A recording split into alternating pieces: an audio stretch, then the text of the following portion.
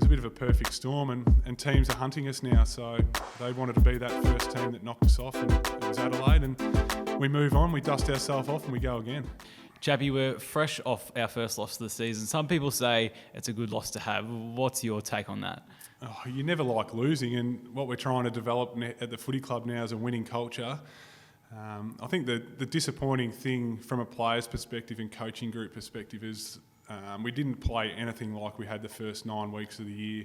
Our method was a little bit out of whack, and that was the most disappointing thing. And speaking to a few of the boys after the game, there was that disappointing taste in their mouth, and they've had the successful taste and the winning taste, so we just need to get back to that feeling. And what better opportunity on Friday night against probably the most informed team in the competition at the moment.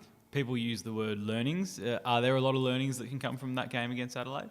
Oh, there are. There's always. You learn every week. I don't know if I've ever been involved in a game where it's been perfect.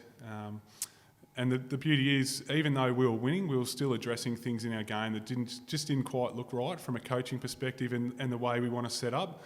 So we've been tinkering with a few things, and unfortunately on the weekend we didn't defend the way we wanted to defend, and Adelaide challenged us, played an aggressive game style that in other weeks that we were able to turn the ball over and go the other way. So that was a disappointing thing, but we certainly took a lot out of the game. We had some individuals who were off as well who have been consistent across the year for us. So it was a bit of a perfect storm, and teams are hunting us now. So they wanted to be that first team that knocked us off, and it was Adelaide. And we move on, we dust ourselves off, and we go again.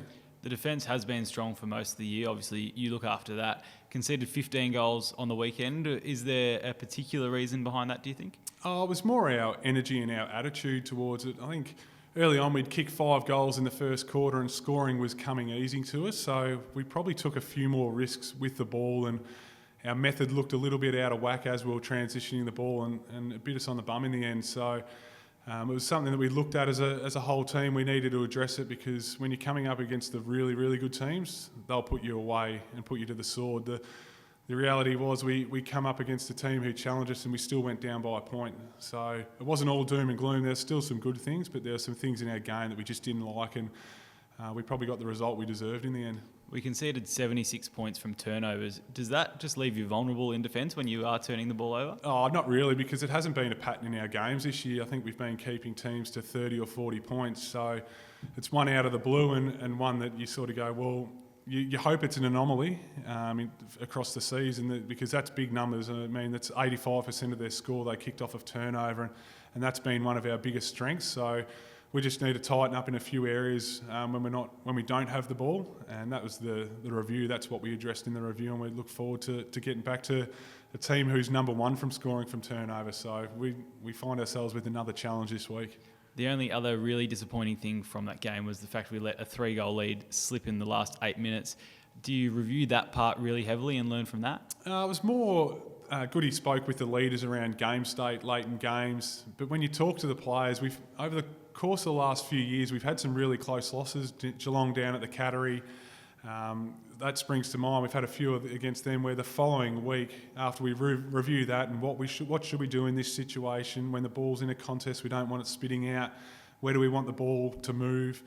The following week we came up against Adelaide in a real tight game at Adelaide Oval, and I think it was 2018, when finals, we were right on the cusp, and we ended up winning a really close game, and the things that we learnt from the week before we were able to put into play. So from the weekend you can ask the players and they know. The first time I think this year we've really been challenged. You're playing in front of a hostile crowd. Adelaide Oval is one of the great grounds to play at, but we know what the crowd can be like there, that they were challenged, and we didn't stand up in that moment. But that's the great learning, is that for where this football club wants to go and where we want to go as a group, you're going to be in those moments, and hopefully it's deep in September. Putting last week aside, the backline as a whole has improved dramatically this season. Does it come down to continuity? You got Lever and May just playing really well together? Yeah, there's a bit of continuity. I think those two guys, we see them as our leaders and our key pillars down there, and we understand that the quality of players they are. Jake is having a fantastic year as that intercept player. He wants to be a great intercept player. Maisie, we know what he can do one-on-one. But probably for me, it's been the growth around those guys. Like Salo's taken his game to another level.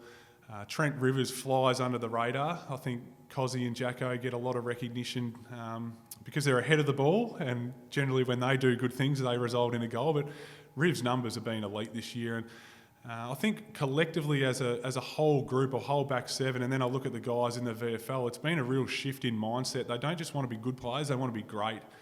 And they've all challenged each other to take their game to the next level. And as a coach, I just love coming in and working with them and know they're getting better every day. And they're starting to get rewarded for it as well. Harry Petty's another one who probably didn't get his opportunity for longer than he would have liked, but have you enjoyed watching him settle into that third tall position? Yeah, and the thing with H is he's missed so much footy as well. He unfortunately last year missed a whole season of footy, and when you've missed that much, the continuity in training and performance, it does waver a little bit. So we understand that H is going to have some ups and downs, but we really like him. We think he's a competitive animal. He reads the ball really well. He's very similar to Jake in his interceptability, but he's playing a different role for us. He's similar to Tomo in that we needed a player who could come in and play on a really good forward and lock them down to enable Jake and Maisie to do their work, and H has been able to do that. There's still things in his game he wants to get better at. He continually pesters me about, what about my positioning, what can I do here? So we're just slowly chipping it away at him. The thing with H is we're just happy he's getting some continuity in his football at the moment, being able to train a couple of times a week, and the form will come. But the boys are really enjoying him down there, and he's slotted in straight away. Moving on to the Dogs this Friday night, their midfield's probably the biggest danger. Does that impact the way you look at the backline structure? Obviously, their forward line is going to get supply.